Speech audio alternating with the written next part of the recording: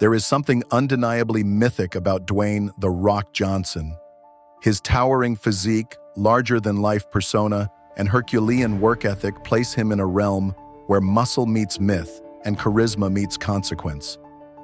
But beyond the flashing lights of Hollywood, beyond the roar of stadiums and the sculpted body built by fire and discipline, lies a deeper terrain, one rarely glimpsed by those watching from the outside. It is the soul of a man who has turned struggle into fuel and pain into presence. This is not merely the story of a celebrity, this is the unfolding of a cosmic contract, a blueprint etched not in stone, but in spirit. And in this exploration, we are invited to ask, what if The Rock was never just a wrestler, nor just an actor, but a spiritual archetype hiding in plain sight? To grasp such a question, we must momentarily step away from the timelines and headlines. We must exit the screen and enter the unseen. In every age, there arises a figure who, knowingly or not, becomes a conduit for a collective lesson. The Rock, with his seemingly invincible exterior and disarmingly vulnerable heart, holds such space in our current mythos. He is the modern-day Atlas, bearing the weight of public scrutiny, family legacy, inner grief, and global expectation, not only without crumbling, but with an open smile and a resonant laugh that seems to thunder across dimensions. But what lies behind this smile? What echoes in that laughter? It is here, in this sacred tension between strength and surrender, that we find the seed of his sole purpose. For what is muscle if not a metaphor for resilience? And what is resilience if not the outer echo of an inner vow, one forged in unseen realms before time wrapped itself in hours and calendars? Johnson's life reads like a script written by destiny.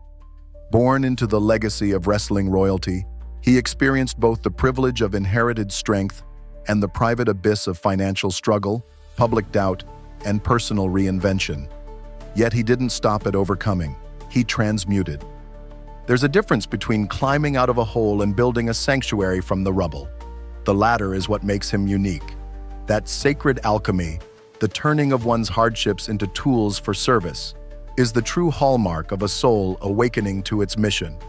To those with eyes to see, The Rock is not merely lifting weights, he is lifting the unconscious. He is not merely entertaining, he is embodying an ancient pattern, the archetype of the guardian, the bridge builder, the empowered protector.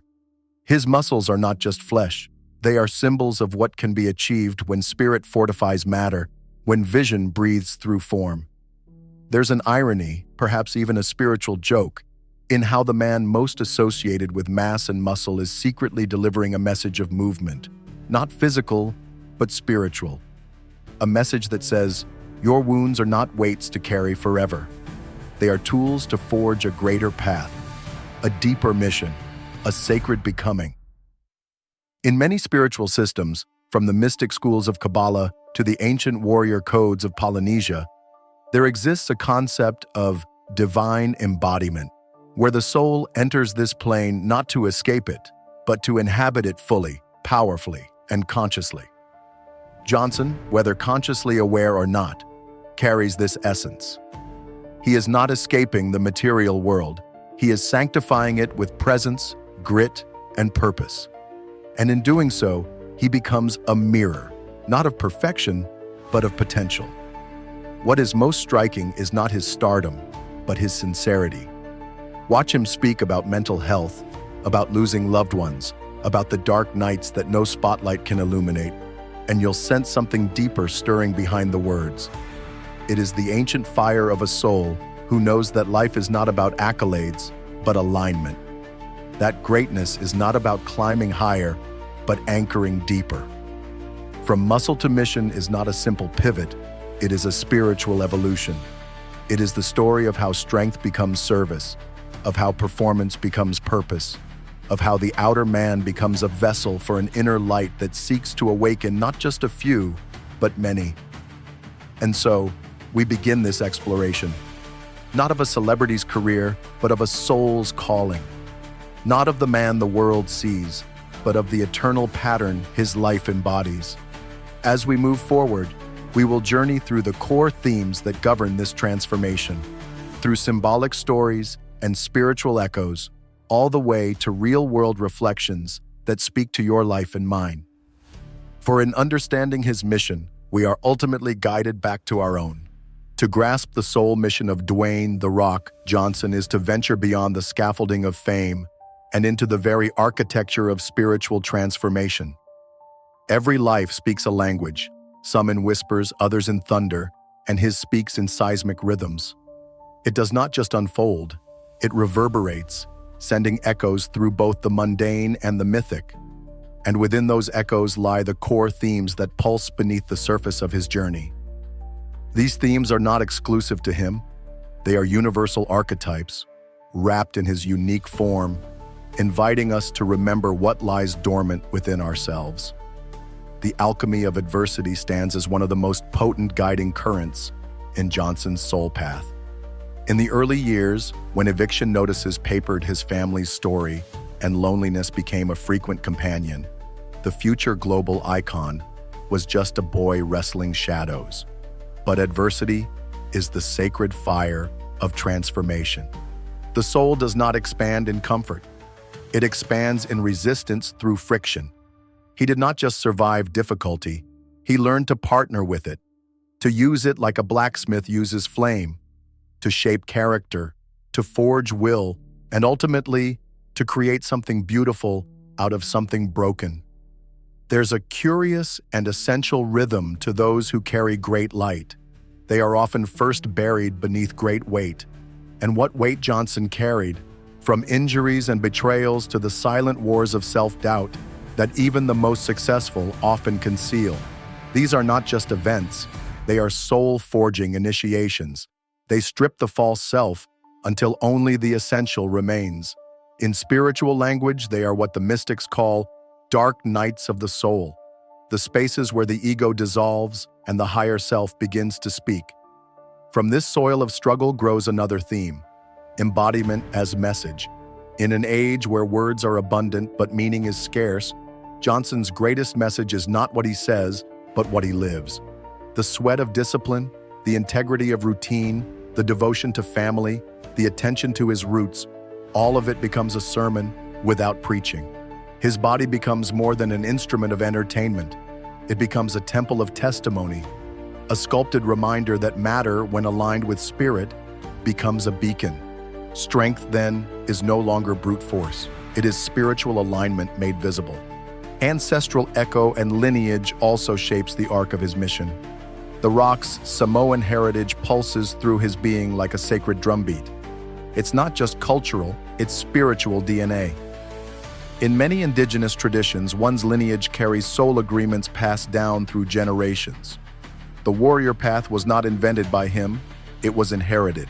His grandfather and father were warriors in their own right, not just in the wrestling ring, but in life. That legacy of strength, of standing tall against storms, was not accidental, it was initiation. He is the culmination of their prayers, their sacrifices, and their unfinished dreams. And in fulfilling his own mission, he retroactively fulfills theirs. In the spiritual view, healing is rarely linear. It is ancestral, cyclical, and multidimensional. But embodiment and legacy alone are not enough. For what is strength without purpose in service? Here lies the most radiant shift in his arc, the pivot from self-mastery to communal impact. Johnson is no longer lifting weights for personal victory. He's lifting spirits. He's not producing films just for box office dominance, but for heart space resonance. Stories that remind us of loyalty, courage, and possibility. His growing focus on mentorship, philanthropy, and storytelling becomes more than branding. It becomes spiritual generosity. In serving others, he opens gateways, and in that service, the mission crystallizes. And finally, interwoven with every thread is vulnerability as sacred access. The modern world often glorifies strength at the cost of feeling, but true power is never afraid to feel. When Johnson speaks of depression, of failures, of the aching spaces in between success, he is not weakening his image, he is baptizing it in truth. Vulnerability is not collapse, it is entry. It is how the soul breathes through the mask. And in showing that the strong cry too, that the victorious can still doubt, he creates sacred space for a deeper kind of healing, one where masculinity does not armor itself, but opens itself. These themes, alchemy, embodiment, lineage, service, and vulnerability, are not separate motifs. They are a single vibration, spiraling outward like a sacred mandala, revealing a blueprint not just of a man, but of an era. For we are witnessing the rise of a new kind of masculine force, not one that conquers, but one that anchors, not one that dominates, but one that holds space. The rock, then, is not just a figure of strength. He is a figure of remembrance. His mission is not just his own, it is ours, reflected back to us through his story. And in decoding his soul blueprint, we do not simply learn about him, we are called to awaken within ourselves.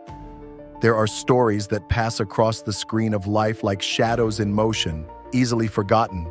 And then there are stories that whisper beneath the surface, archetypal, ancient, timeless.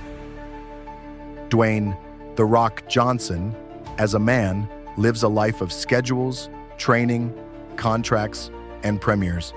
But Dwayne Johnson as archetype moves in a far more luminous current, one laced with symbols that reach back through the bones of myth and forward into the soul of becoming.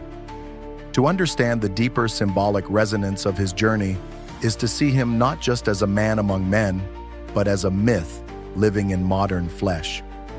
Let us then cross the threshold into the allegorical and the unseen, where muscle becomes metaphor and the man becomes the mountain. In Polynesian mythology, the warrior is not merely a soldier, but a bridge between realms, between the ancestors and the living, between the seen and unseen, between strength and wisdom.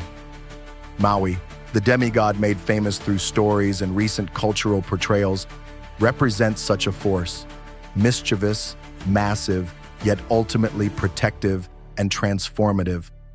It is no coincidence that The Rock literally voiced this character in Disney's Moana. More than just casting, it was a cosmic casting, one soul echoing another. In voicing Maui, Johnson was not playing a role, he was summoning a fragment of his spiritual DNA. The trickster warrior who holds the ocean in dialogue, who tattoos his victories on his skin, and who carries the burden of both might and myth. This is more than entertainment. It is invocation.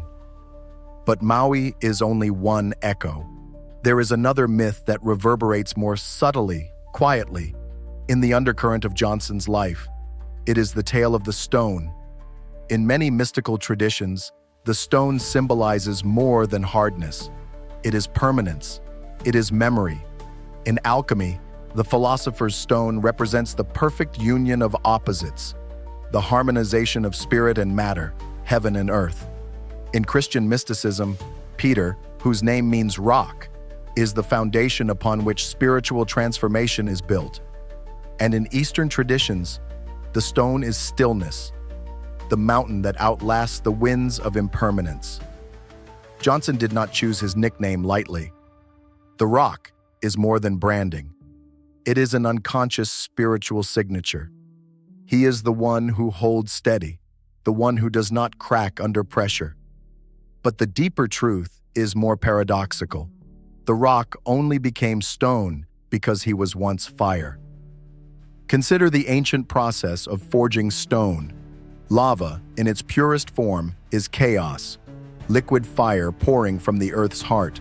Only through time, cooling and compression does it become hardened.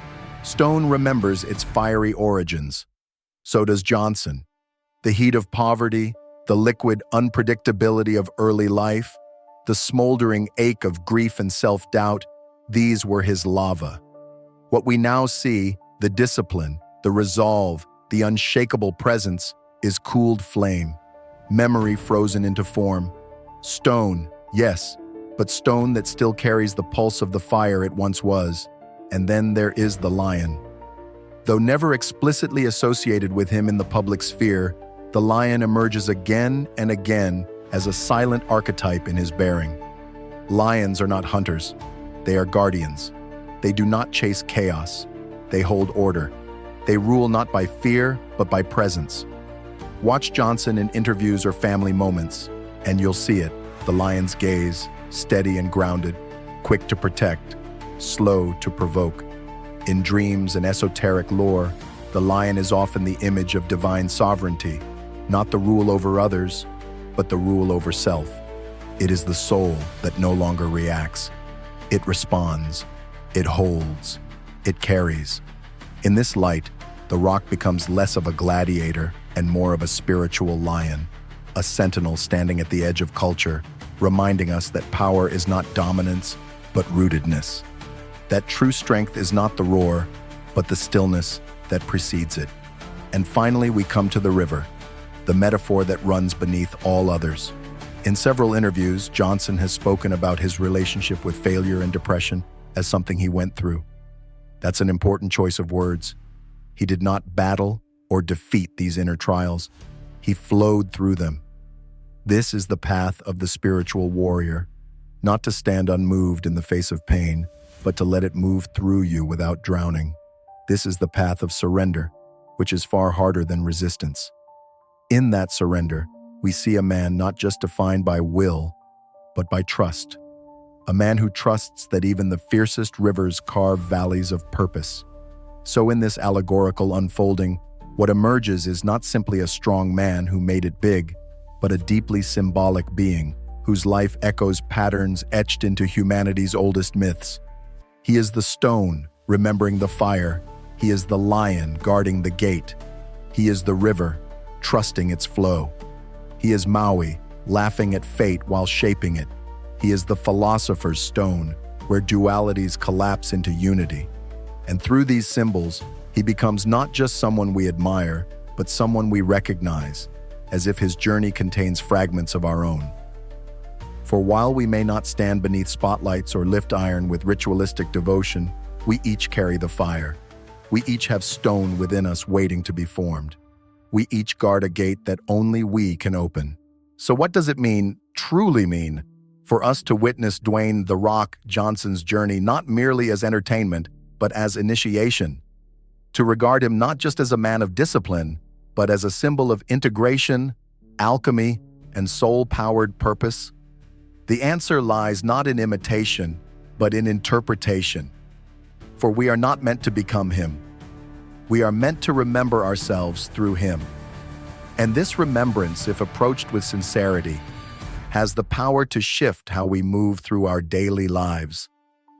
In a world that praises performance over presence, Johnson's embodiment of consistency becomes a quiet revolution. It teaches us that routine, far from being mundane, is sacred architecture. His commitment to physical training is not simply about aesthetics. It's a devotion, a temple he enters each morning. And while we may not all lift iron or maintain grueling schedules, the principle remains: your discipline is your altar.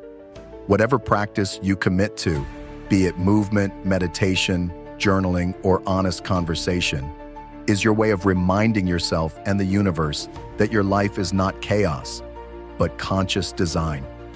What's more, Johnson's story offers an evolved model of masculinity, one grounded in gentleness, loyalty, and emotional truth without sacrificing strength. This is no small cultural shift. For decades, we've been fed caricatures of manhood: stoic, detached, emotionally armored. The Rock dismantles this with every heartfelt post about his daughters, every vulnerable confession about his struggles, every laugh that breaks the illusion of the invincible man. He gives us permission, men especially, to feel deeply and still be strong, to care openly and still be unshaken. That balance, that union, is what the mystics have always referred to as the sacred marriage of masculine and feminine energies within the self. And what of pain? Johnson's relationship to pain is not combative, it's transformative. He doesn't reject his darker chapters, he builds with them. The failed football dream, the rock-bottom moments of isolation and uncertainty, the pressure of generational expectations. These are not scars to be hidden, but seeds that birthed his resilience. Pain, when metabolized consciously, becomes purpose. This is perhaps one of the most practical spiritual truths we can extract from his journey, that nothing is wasted. Nothing. Every disappointment is a teacher in disguise. Every closed door is a redirection, not a rejection. But we must be willing to see pain not as punishment, but as preparation. Even his career path is an echo of this truth. From athlete to wrestler, from wrestler to actor, from actor to producer and entrepreneur, each evolution required surrender. Each transition required the death of an old identity. And in this constant shedding, Johnson models something deeply spiritual, the art of ego death without self-destruction. The ability to say, "I am no longer this," without collapsing into fear. In a society that tells us to build a brand and never deviate, he reminds us that your soul is not a brand, it is a becoming. Then there is his humor, oft overlooked as a spiritual tool. The ability to laugh, even in pressure, even in hardship, is not escapism. It's transcendence.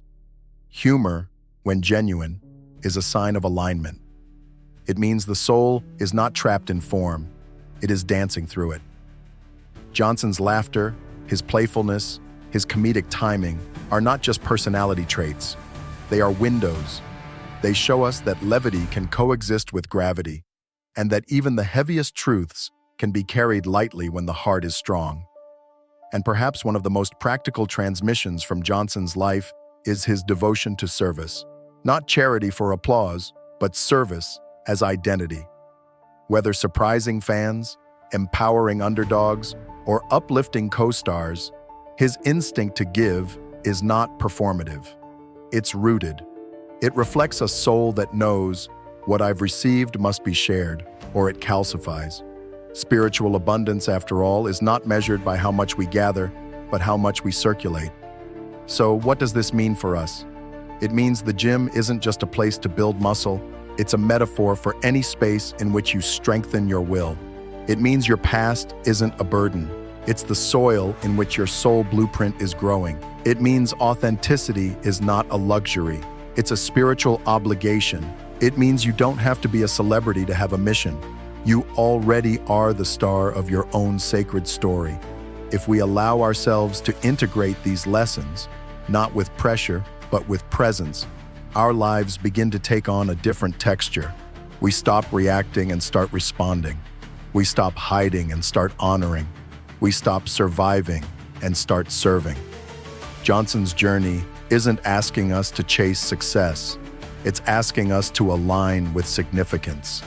He is, in essence, a living parable, a reminder that beneath the skin of this world, a sacred geometry is always at play.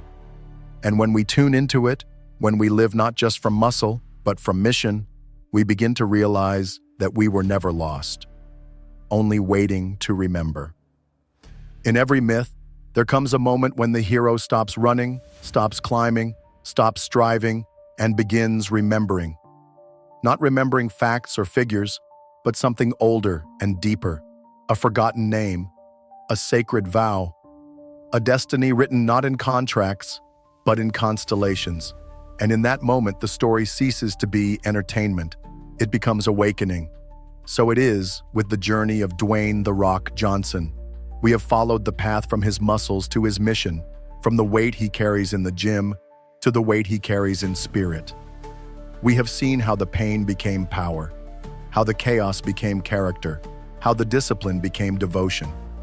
We have listened to the river of his soul as it flowed through fire and stone, carving a trail that others, perhaps even you, may now walk with clearer eyes and a steadier heart. But now we must ask, what do you do with this story? The invitation is not to idolize, but to internalize.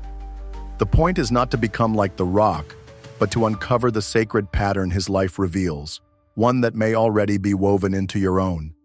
You too have fire within you, waiting to cool into something solid and enduring.